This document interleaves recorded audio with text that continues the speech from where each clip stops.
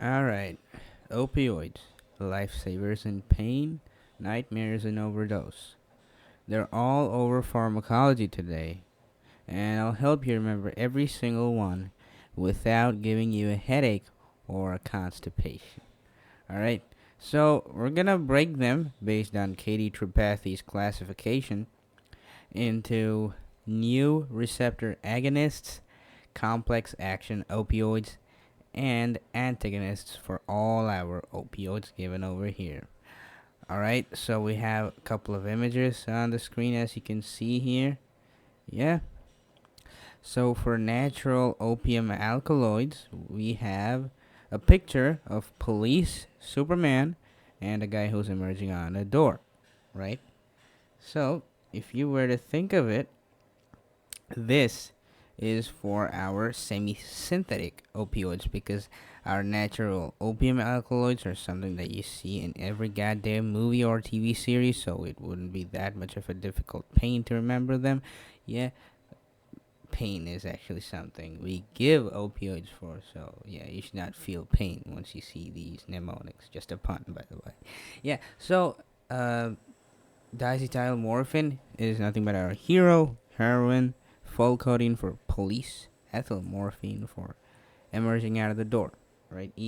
ethyl morphine or something like that, right? Moving on to synthetic opioids, we have our PET, which is taped and tramp, and Rome's fantastic method. All right, so PET is for pethidine, taped is for tapentadol, tramp is for tramadol, Rome is for remifentanil, because once you see fentanyl, you see its brother, remifentanil, or sister, remifentanil, because Remy sounds like a girl's name more than a boy's name, right? So, and for method, we have methadone, right?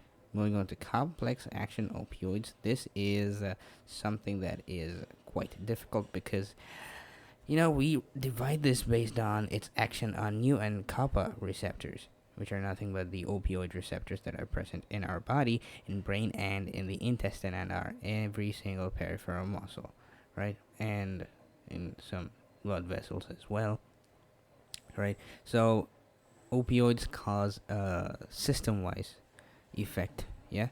So, that's why these receptors are wide in their abundance.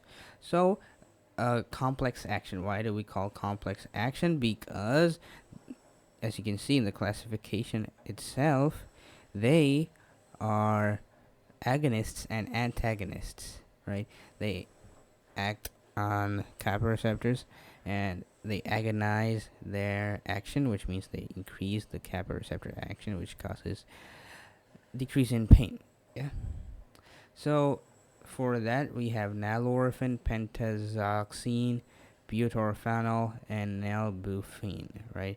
We have a mnemonic for that, but it's sort of a meh kind of mnemonic. You can make something better if you can, right?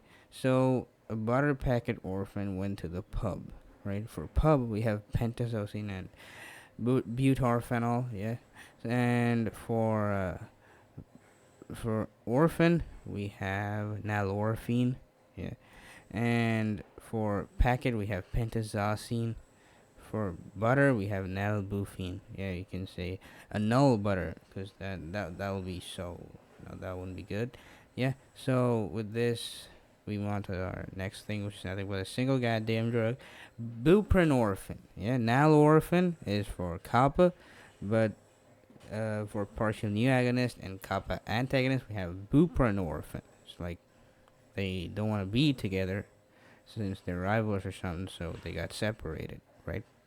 So the third class is pure opioid antagonists. We have three over there, and naloxone, naltrexone, and nalmefene. Yeah. So for that, we have our image on the far upper right corner. Naloxone ox. We have a T-Rex. Yeah. These guys don't like opioids, and they'll kill opioids. Yeah. So T-Rex, ox, and our meerkat for me fun. Yeah. So a funny meerkat. So me fun, something like that. Or you can say if I am fun. Yeah. If me fun.